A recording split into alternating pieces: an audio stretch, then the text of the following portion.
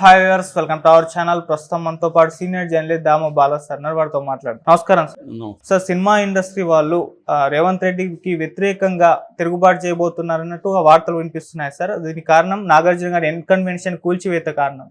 అంటే ఒక పెద్ద హీరో ఇంట్లో సినిమా ఇండస్ట్రీ వాళ్ళందరూ కూడా మీట్ అయ్యారు, దీనిపైన అసంతృప్తి వ్యక్తం చేశారు, తొందరలో దీనిపైన ఒక నిర్ణయంకి రాబోతున్నట్టుగా వార్తలు అయితే వినిపిస్తున్నాయి సార్.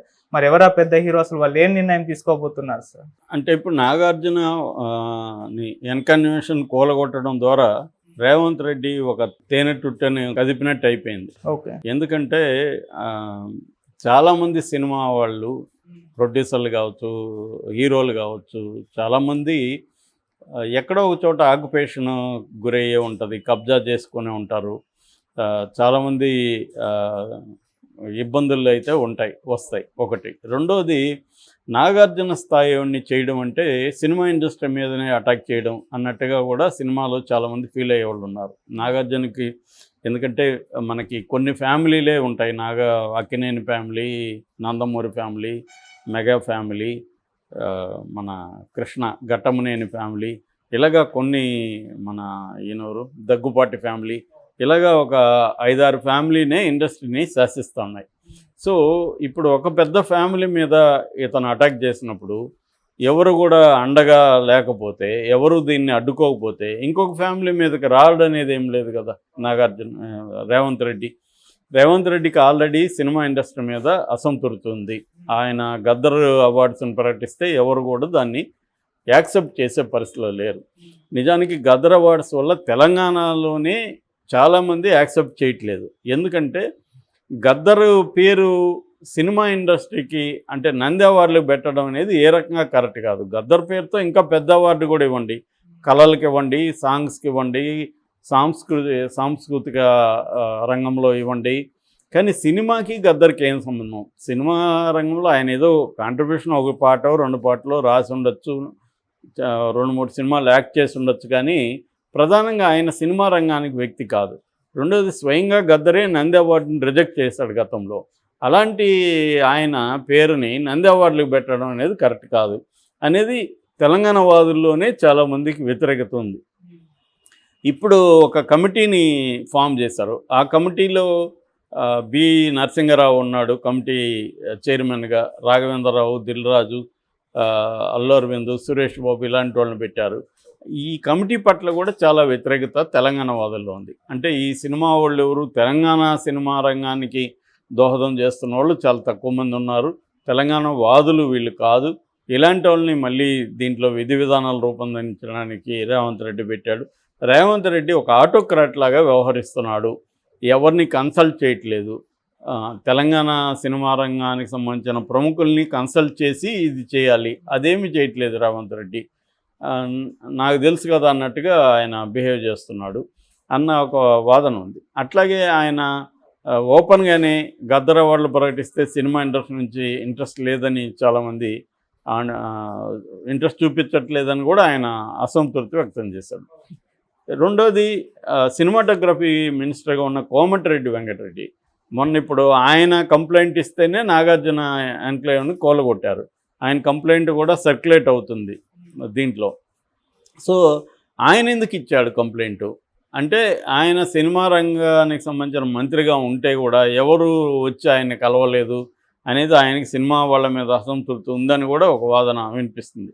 ఇంతకుముందు తలసాని ఉన్నప్పుడు ఎప్పుడు చూసినా సినిమాలతో తిరిగేవాడు, సినిమా వాళ్ళు కూడా ఆయనతో ఉండేవాళ్ళు.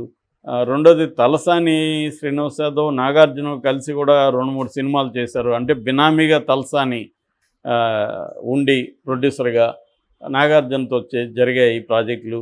వీటి పట్ల కూడా కోమటిరెడ్డి లాంటి వాళ్ళు అసంతృప్తి ఉంది. ఇట్లా ఇప్పుడు అనేక విషయాలు బయటకు వస్తున్నాయి. సో ఈ కాంటెక్స్ట్లో ఇప్పుడు ఒక వార్త గుప్పుమంది. ఆ వార్త ఏంటంటే, ఒక పెద్ద హీరో ఇంట్లో సినిమా పెద్దలంతా కలిశారు, దీన్ని మనం ఎట్లా ఎదుర్కోవాలి, ఈరోజు నాగార్జునకి అయింది, రేపు మనకవుతుంది. ఇప్పుడు నాగార్జునకి అయినప్పుడు మనం దీన్ని ఎదుర్కోకపోతే రేపొద్దున మనకెవరు ఉంటారు అని వాళ్ళందరూ ఇది సినిమా ఇండస్ట్రీ మీద రేవంత్ రెడ్డి చేసిన దాడిగా వాళ్ళు ఫీల్ అవుతున్నారు. మరి ఆ హీరో ఎవరు ఏంటి అనేది బయటకైతే రాలేదు. మేబీ చిరంజీవికి నాగార్జున కూడా చాలా క్లోజ్ ఫ్రెండ్షిప్ ఉంటుంది. చిరంజీవి ఇంట్లోనే ఇది ఏమైనా పెట్టారా చిరంజీవి దీనికి ఏమైనా లీడ్ చేస్తాడా అనేది చూడాలి. ఒక పక్కేమో పవన్ కళ్యాణ్ అక్కడ డిప్యూటీ సీఎంగా ఉన్నాడు, రేవంత్ రెడ్డి చంద్రబాబు కూడా చాలా క్లోజు. సో ఇది ఒక కాంప్లెక్స్ ఇష్యూ అనమాట. సో సినిమా వాళ్ళు అయితే ఓపెన్గా ఎవరు కూడా ఇప్పుడు దీన్ని ఖండించలేదు. ఏది నాగార్జున ఎన్కన్వెన్షన్ని కోల్చడం అనేది కరెక్ట్ కాదని ఎవరు చెప్పలే. ఎందుకంటే ఇప్పుడు అక్రమం అని వాళ్ళు అంటున్నారు. కోర్టులో నాగార్జున వేశాడు, స్టే తెచ్చుకున్నాడు. ఇప్పుడు దాన్ని ఖండిస్తే వాళ్ళకి ఇబ్బంది. ఒక తమ్మారెడ్డి భరద్వాజ్ అని ఖండించినట్టుగా ఉన్నాడు, అది కూడా ఆయన అభిప్రాయం చెప్పాడు సో ఒక ఛానల్లో. ఏదేమైనా ఇప్పుడు సినిమా వాళ్ళందరూ ఏర్పడి అసలు ఏంటి హైడ్రా ఏంటి, దీని మెథడ్ ఏంటి, హైడ్రాకి ఏమన్నా ఒక ప్లాన్ ఉందా, ఓన్లీ నాగార్జున ఒకడే ఇది చేస్తాడా, బోల్డ్ మంది ఆక్యుపేషన్స్ ఉన్నారు, వాళ్ళని ఎవరిని వదలకుండా నాగార్జున్ని ఫస్ట్ ఎందుకు టార్గెట్ చేశారు, చాలామంది ఉన్నారు కదా అని. దానికి బదులుగానే నిన్న రంగనాథ్ వాళ్ళు ఒక హైడ్రాకి సంబంధించి ఒక లిస్టు ఇచ్చారు, ఎవరెవరు చేశామని. ఇప్పటివరకు 18 చోట్ల చేశాము అని వాళ్ళు చెప్పారు. అందులో పల్లంరాజు ఇట్లాంటి వాళ్ళు కొంతమంది పేర్లు చెప్పారు. ఇది బాగానే ఉంది, కానీ అసలు మొత్తంగా ఈ హైదరాబాద్లో ఆక్యుపైడ్ చెరువులు ఆక్యుపై చేసుకున్న ప్రాపర్టీ లిస్ట్ ఇవ్వాలి, ఎవరెవరు చేసుకున్నారో ఆ లిస్ట్ ఇచ్చి మీ ప్రయారిటీస్ ఏంటి, ఏదో ఒక ప్లాన్ ఉండాలిగా. నాగార్జున కనబడిందని నాగార్జున ఎలా కూలగొడతారు, ఎవరిది ముందు కూలగొట్టాలి, నెక్స్ట్ ఎవరిది ఒక ప్లాన్ ఆఫ్ యాక్షన్ ఏదైనా ఉందా? అంటే ఏరియా వైజ్ చేస్తారా, మనుషులు వైజ్ చేస్తారా, ప్రాజెక్ట్ సైజు వైజ్ చేస్తారా, ఏదైనా ఒక ప్లాన్ ఉందా? ఆ ప్లాన్ బయటకు ఎందుకు చెప్పట్లేదు అనే విమర్శలు అయితే ఇప్పుడు వస్తున్నాయి. సో ఇప్పుడు వీళ్ళందరూ చేరి ఇది ఒక ఫామ్ అవుతారా వీళ్ళ బ్యాచ్ అంతా? ఎందుకంటే బాధితులు, కాబోయే బాధితులు, ఆల్రెడీ బీఆర్ఎస్ బాధితులు ఎక్కువ ఉన్నారు. కాబోయే బాధితుల్లో ఇటు మజ్లిస్కి సంబంధించిన ఓవైసీ గ్రూప్ కూడా ఉంది. అందుకనే ఓవైసీ ఈ మధ్యకాలంలో రేవంత్ రెడ్డికి యాంటీగా ఎప్పుడు గట్టిగా మాట్లాడినోడు ఈరోజు వచ్చి గట్టిగా మాట్లాడుతున్నాడు. చాలా చెరువులు ఆక్యుపై చేశారు, గవర్నమెంట్ బిల్డింగ్స్ ఆక్యుపేషన్లు ఉన్నాయి, నెక్లెస్ రోడ్డు కూడా ఎఫ్టీఎల్లోనూ ఉంది, తర్వాత అటుపక్క ఇది మన ట్యాంక్ బండ్ కూడా ఎఫ్టీఎల్లోనూ ఉంది, ఈవెన్ జిహెచ్ఎంసీ బిల్డింగ్ కూడా ఎఫ్టీఎల్లోనూ ఉంది. మరి వీటిని అంతా కొలగొడతారా అని ఆయన అడుగుతున్నాడు. అంతే కూడా వాస్తవమే. అందుకని వాళ్ళు ఏంటంటే ఒక లిస్టు ప్రిపేర్ చేసి బయటకు వదలాలి. అప్పుడు కంప్లీట్ లిస్టు వదిలి ఈ లిస్టు ప్రకారం మా ప్రయారిటీ ఇది, మేము ఫస్ట్ ఇది చేయబోతున్నాం అని చెప్పాలి.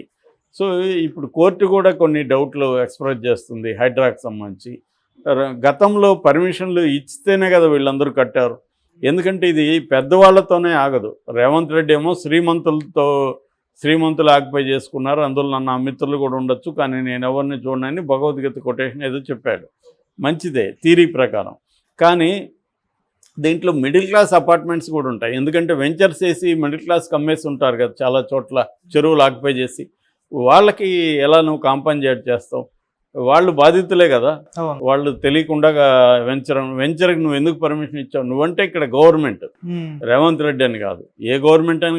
గత గవర్నమెంట్ ఇచ్చిన పర్మిషన్లు ఈ గవర్నమెంట్ నేను ఒప్పుకోనంటే కుదరదు కదా చట్ట ప్రకారం. రేపు కోర్టులు ఎంటర్ అవుతాయి కదా, కోర్టులు ఆపుతాయి కదా.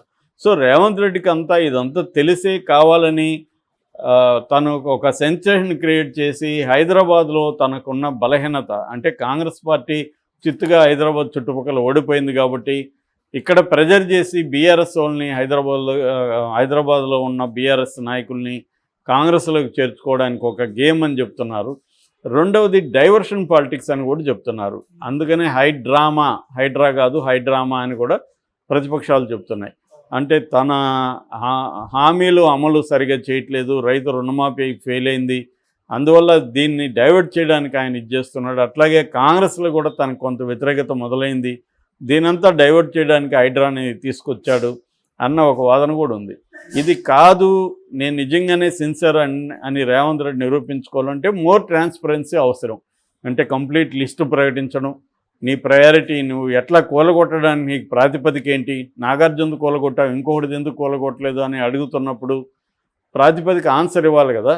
సో నా ప్లాన్ ఇది, నేను నాగార్జునది ఎందుకు కూలగొట్టా అంటే ఈ లిస్టులో ఎందుకు చేశానో ఒక లాజికల్గా చెప్పాలి కదా. అవేమీ చెప్పకుండా భగవద్గీత ఇంకోటి చేస్తున్నాం అంటే ఏదో something is problematic Revanth Reddy దగ్గర. కాబట్టి ఖచ్చితంగా సినిమా ఇండస్ట్రీ వాళ్ళు కూడా ఊరికైతే ఉండరు. ఎందుకంటే రేవంత్ రెడ్డి దగ్గర కూడా సమ్ ప్రాబ్లం ఉంది. కాబట్టి సినిమా ఇండస్ట్రీ కూడా సైలెంట్గా అయితే ఉండరు.